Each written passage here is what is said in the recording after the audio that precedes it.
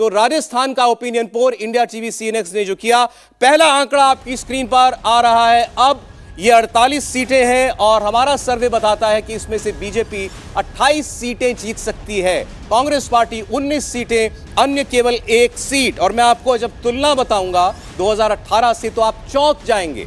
इन 48 सीटों में भारतीय जनता पार्टी को इस बार 20 सीटों का फायदा हो रहा है, यानी बीजेपी के लिए बम्पर मुनाफा। जयपुर धौलपुर रीजन में पिछली बार केवल 8 सीटें थी, इस बार बढ़कर 28 होती हुई दिखाई दे रही हैं।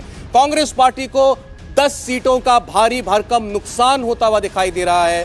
इस रीजन के अंदर कांग्रेस पार्टी जो कि पिछली बार 29 पर थी, इस बार 19 पर आकर रुकती हुई दिखाई दे रही है और अन्य को भी 10 सीटों का नुकसान। यानी इस रीजन में लड़ाई पूरी तरीके से बाइपोलर हो गई, कांग्रेस और बीजेपी के बीच में। अन्य जो हैं वो इस लड़ाई में नहीं है। जनता या तो बीजेपी को देख रही है या कांग्रेस को देख रही है। और जो पहला रीजन हमने खोला है जयपुर धौलपुर का, इसमें बीजेपी को एक बड़ी बढ़त मिलती हुई दिखाई दे रही है। 28 भाजपा, 19 कांग्रेस और 1 अन्य। और उसमें महत्वपूर्ण फैक्टर यह है कि 2018 की तुलना में बीजेपी का जबरदस्त कमबैक है, 20 सीटें 2018 से ज्यादा जीतकर। तो मैं पहले आपके लिए ये रीजन और चूंकि ये पहला क्षेत्र था, इसके डायनेमिक्स भावेश आपको समझाएंगे।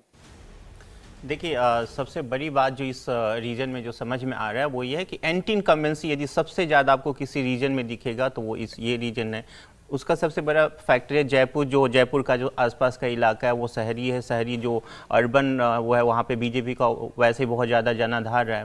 पिछली बार जो 2018 में हुआ क्या था, यहाँ पे आप यहाँ का यदि सोशल बैकग्राउंड यदि देखेंगे तो जो 2 मेजर कास्ट है, जो जैसे राजपूत हो गया, जाट हो गया, ये सभी ने राजपूत तो बीजेपी से डिस्ट्रैक्ट कर गई थी। कुछ अलग अलग वजह थी उसमें, जिसमें कि एक आनंदपाल मर्डर था, उसके बाद वसुंधरा राजे के कुछ स्टेट में, हालांकि वो खुद भी राजपूत समुदाय से आते हैं, लेकिन उसके वजह से सरकार से नाराज थी तो कई सीटें अक्रॉस द राजस्थान। लेकिन ये सब जो इलाका है उसमें एक असर पड़ा था कि राजपूत बीजेपी से हटी थी और जो एक सर्टेन कास्ट है जो अशोक गहलोत को पसंद नहीं करती वो उनसे जुड़ गई थी, क्योंकि वो अशोक गहलोत नॉमिनेटेड सीएम नहीं थे। उसके वजह से आप देखेंगे कि यहाँ पे कांग्रेस ने बहुत जबरदस्त जीत की थी। लेकिन चूंकि इस बार एक भारी एंटी इनकम्बेंसी है। देखिए, एंटी इनकम्बेंसी वैसे नहीं देखा, आप देखो पिछले 5 साल में आपको कब याद होगा कि राजस्थान से कोई अच्छी खबर आई हो सरकार को लेके? नहीं है, सिर्फ एक ही खबर आई है कि आखिरकार कांग्रेस के दोनों गुटों में समझौता हुआ।